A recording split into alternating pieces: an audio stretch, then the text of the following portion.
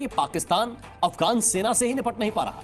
अफगानी सेना पाकिस्तान में घुसकर उसके कुछ आर्मी चेकपोस्ट उन लोगों ने उड़ा दिए।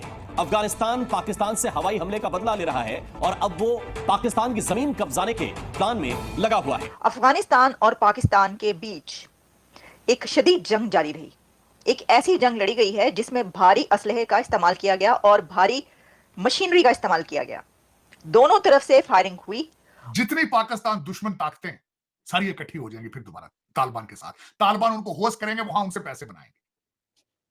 ये जगह उन्होंने दोबारा अफगानिस्तान, जितने पाकिस्तान दुश्मन ताकतें होंगी उनको उन्होंने लीज पे देना है अफगानिस्तान। वो जो पाकिस्तान के खिलाफ तालिबान है, जिनको आप टीटीपी कहते हैं, उनको वो लोग पनाहें देख के बैठे हुए हैं, उनको सपोर्ट मुहैया कर रहे हैं और वही लोग जो है वो पाकिस्तान में मुख्तलिफ जगहों पे आके हमले भी करते आ रहे हैं, जिसकी वजह से टेररिज्म में इजाफा भी हुआ।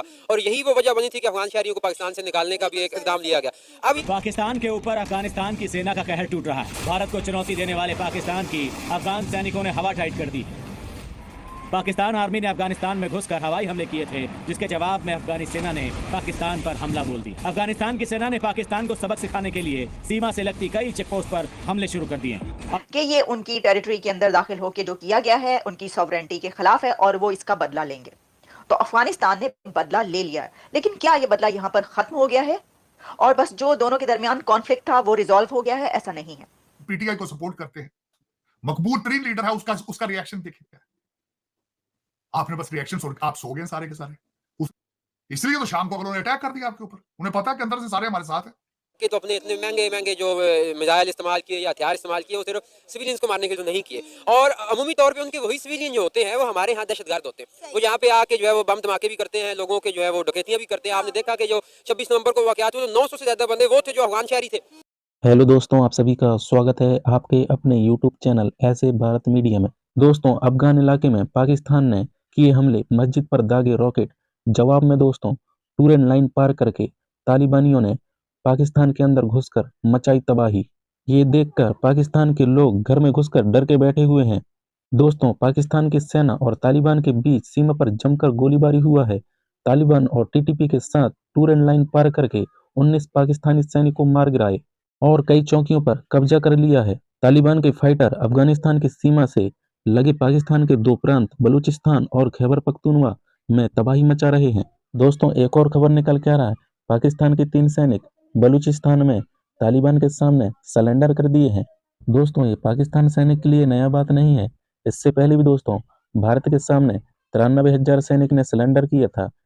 इसको देख दोस्तों अब पाकिस्तान के सैनिक भी मोटिवेट हो रहे हैं। अब पाकिस्तान के सैनिक भी तालिबान के सामने अपने घुटने टेक दिए हैं और सरेंडर कर लिए हैं। तालिबान टीटीपी के हमले में 3 पाकिस्तानी सैनिक मारे गए हैं और पाकिस्तान सेना के 17 चौकियों पर कब्जा भी कर लिया है और दोस्तों वजीरिस्तान के कई गांवों पर भी कब्जा कर लिया है। अफगानिस्तान और पाकिस्तान के बीच टूरेंट बॉर्डर से टीटीपी आतंकियों ने पाकिस्तान मिलिट्री बेस पर कब्जे का वीडियो सोशल मीडिया पर वायरल हो रहा है। तो दोस्तों चल के देख लेते हैं पाक मीडिया का रिएक्शन इस पे क्या आता है। अगर दोस्तों आप लोग चैनल पे पहली बार आए हैं तो आप लोग चैनल को सब्सक्राइब जरूर करें। बेल आइकन है दोस्तों, उसको भी ऑल पे सेट करके जरूर जाना। मैं जब भी अपना वीडियो अपलोड करूं तो दोस्तों आप तक सबसे पहले वीडियो का नोटिफिकेशन पहुंच सके। दोस्तों, ये पाकिस्तान सेना भूल गया है कि यही तालिबान के लड़ाके अमेरिका सैनिक के नाक पे दम करके रखे थे। पाकिस्तान को याद रखना चाहिए ये तालिबान के सेना कितने खतरनाक हैं। अब इनको पता चलेगा कि किसके साथ पाला पड़ा है। तो दोस्तों चल के देख लेते हैं पाकिस्तान के रिपोर्टर टीवी में बैठ के क्या कहते हैं। और दोस्तों वीडियो देखने के बाद आप लोग को कमेंट में अपना राय लिख के जरूर शेयर करना है। जब तक के लिए दोस्तों जय हिंद, जय भारत। अफगानिस्तान और पाकिस्तान के बॉर्डर्स पर बड़ी जंग छिड़ चुकी है, क्योंकि 27 और 28 की रात को और फिर उसके बाद पूरी सुबह, पूरी रात और सुबह तक अफगानिस्तान और पाकिस्तान के बीच एक शदीद जंग जारी रही। एक ऐसी जंग लड़ी गई है जिसमें भारी असलहे का इस्तेमाल किया गया और भारी मशीनरी का इस्तेमाल किया गया। दोनों तरफ से फायरिंग हुई और दोनों तरफ जंग के हालात रहे। सारी रात ये जंग होती रही। तो फिर ये कहना कि बॉर्डर्स पर इस वक्त अफगानिस्तान और पाकिस्तान के बॉर्डर्स पर शदीद तनाव की सूरत हाल है और ये सिचुएशन एक ऐसी हालत में नजर आई कि जब इससे पहले पाकिस्तान की तरफ से अफगानिस्तान पर एयर स्ट्राइक्स की गई थी और उसके बाद हमने आपको ये बताया था कि नेक्स्ट 48 आवर्स या नेक्स्ट 24 आवर्स बहुत क्रूशल हैं, क्योंकि अफगानिस्तान की तरफ से ज़बीहुल्लाह मुजाहिद ने ये कहा था कि ये उनकी टेरिटरी के अंदर दाखिल होकर जो किया गया है उनकी सॉवरेनिटी के खिलाफ है और वो इसका बदला लेंगे। तो अफगानिस्तान ने बदला ले लिया है, लेकिन क्या ये बदला यहाँ पर ख़त्म हो गया है और बस जो दोनों के दरमियान कॉन्फ्लिक्ट था वो रिजॉल्व हो गया है? ऐसा नहीं है। अभी तो ये एक रात और एक सुबह की जंग की सिचुएशन हम आपको बता रहे हैं, जिसमें कि जब वो खूनी चौक सवात में और इस तरह की चीजें चलती थी, आपको याद होगा सवात के जो तालिबान थे वो अटक तक पहुंच गए हैं,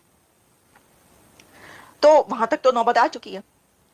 तो क्या वो आगे नहीं पहुंच सकते? लेकिन उनको रोक लिया गया। उसके बाद फिर ऑपरेशंस हुए, उससे पहले भी होते रहे, रोक लिया गया और उससे आगे नहीं आने दिया गया। चलें, यही शुक्र है कि अटक से आगे नहीं आने दिया। लेकिन वो जगह जगह फट रहे हैं। देखिए, ये जो होता है ना टेक ओवर करने की बात, सिर्फ ये नहीं होती कि दाखिल हों और आप कहीं पर कब्जा कर लें और आप अपना वो कर लें, वहां पे कायम कर लें, अपनी अमलदारी कर लें। ये टेक ओवर और है, लेकिन क्या जब दहशतगर्द जगह जगह फट रहे हो कंट्री के अंदर, वो टेक ओवर नहीं होता?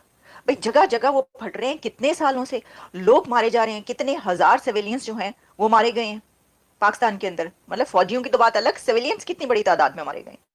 तो वो टेक ओवर नहीं होता? वो भी तो एक तरह कैसे टेक ओवर ही होता है कि उनके साथ ऑपरेशन हो रही हैं, जंगे हो रही हैं। भाई जंग हो रही है ये तो दुनिया का मीडिया इसके ऊपर रिपोर्ट कर रहा है, तो इंडिया मीडिया भी रिपोर्ट करेगा और वो जो भी वो रिपोर्ट कर रहे हैं वो भी हम आपके सामने ला रहे हैं।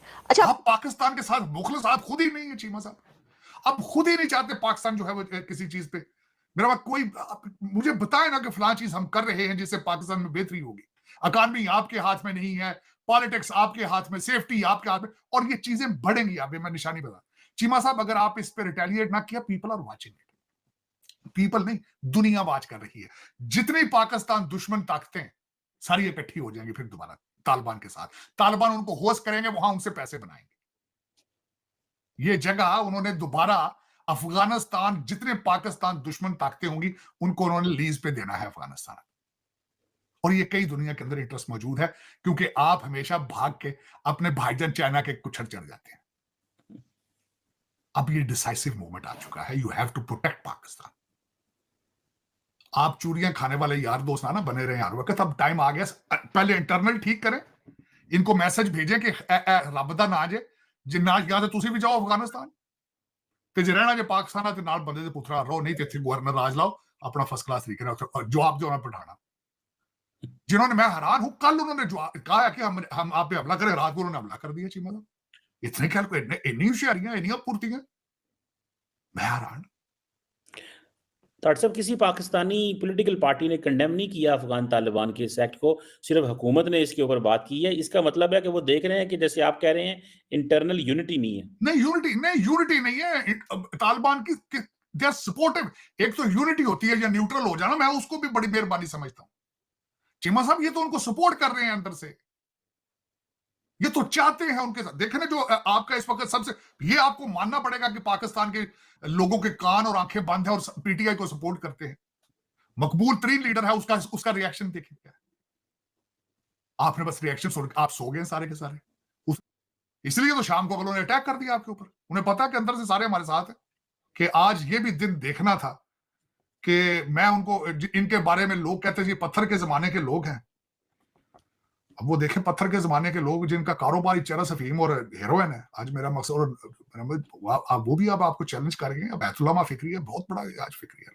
तारड़ साहब, आप क्या देखेंगे, ये आज हम क्या कह सकते हैं, जरा इस पे जरा कैलकुलेट की, आज हमारा बड़ा दुश्मन अफगानिस्तान है या कि यहाँ पे जो सोचा जाता था कि नहीं जी भारत ही हमारा दुश्मन है? आज की जो बातें की जा रही हैं, इंडिया और पाकिस्तान में तो इस वक्त सीज फायर है, हर चीज को रमन है, कोई प्रॉब्लम नहीं है। उसमें उसकी वजह ये है ना, देखिए दो चीजें होती है मेरी जिंदगी में, मैंने जो देखा है, जहां इकॉनमी ठीक होती है, जहां लोगों को अपना मुस्तकबिल नजर आता है, वो झगड़ों में इन्वॉल्व नहीं होते। वो कहते हैं ना कि अगर आप शाम को दूध पिलाएं तो वो खुद ही आपको काटता है। अभी आप देखिए कि अफगान तालिबान जो है वो हुकूमत में आए हैं और उनको बहुत ज़्यादा सपोर्ट पाकिस्तान से हासिल रही तमाम मामलात में, मगर वो जो पाकिस्तान के खिलाफ तालिबान है, जिनको आप टीटीपी कहते हैं, उनको वो लोग पनाहें दे के बैठे हुए हैं, उनको सपोर्ट मुहैया कर रहे हैं, और वही लोग जो है वो पाकिस्तान में मुख्तलिफ जगहों पर आके हमले भी करते आ रहे हैं, जिसकी वजह से टेररिज्म में इजाफा भी हुआ। और यही वो वजह बनी थी कि अफगान शहरियों को पाकिस्तान से निकालने का भी एक इकदाम लिया गया। अब ये जो हालिया सूरत हाल सामने आई है कि अफगानिस्तान ने जो है वो आगे से जवाबी वार किया है। क्यों जवाबी वार किया? पहले तो एयर स्ट्राइक पाकिस्तान पाकिस्तान ने इसीलिए की कि जिन तालिबान को, दहशतगर्दों को उन्होंने पनाह दी हुई थी, तो वो पाकिस्तान के कहने पे तो उनको निकाल नहीं रहे थे, तो पाकिस्तान ने फिर उनसे खुद जो है वो आनी हाथों से निपटने का फैसला किया।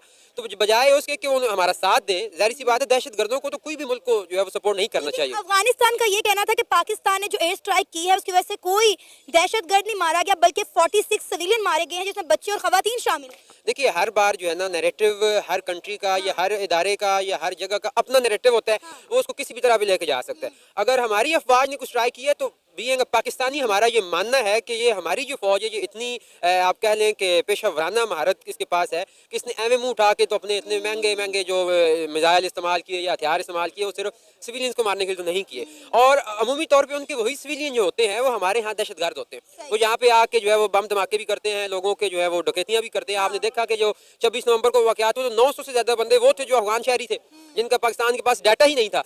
तो पाकिस्तान ने, और मैं समझता हूँ कि जनरल आसिम मुनीर साहब ने ये बड़ा एक अहम इकदाम लिया है कि उन लोगों को टारगेट कर रहे हैं जो यहाँ पे आके दहशतगर्दी फैला रहे हैं। तो कहते थे कि अफगानी हमारे भाई, और अब जो इस्लामिक कंट्रीज जो हैं वो आमने सामने खड़ी हैं। मंगल के रोज जब पाकिस्तान आर्मी ने अफगानिस्तान पर एयर स्ट्राइक की, तभी इन्होंने पाकिस्तान को वार्न कर दिया था कि भाई हम आपकी इस कार्रवाई का भरपूर जवाब देंगे। और 24 घंटों के अंदर अंदर वो अपनी मतलब अफगान तालिबान को लेकर टैंके और तोप लेकर जो है वो बॉर्डर पर पहुंच गए। तो आपको क्या लगता है, क्या पूरी दुनिया में क्या इम्पैक्ट जाएगा कि दो इस्लामिक कंट्रीज, दो इस्लामिक ममालिक जो है वो जंग की सूरत हाल इख्तियार कर चुके हैं?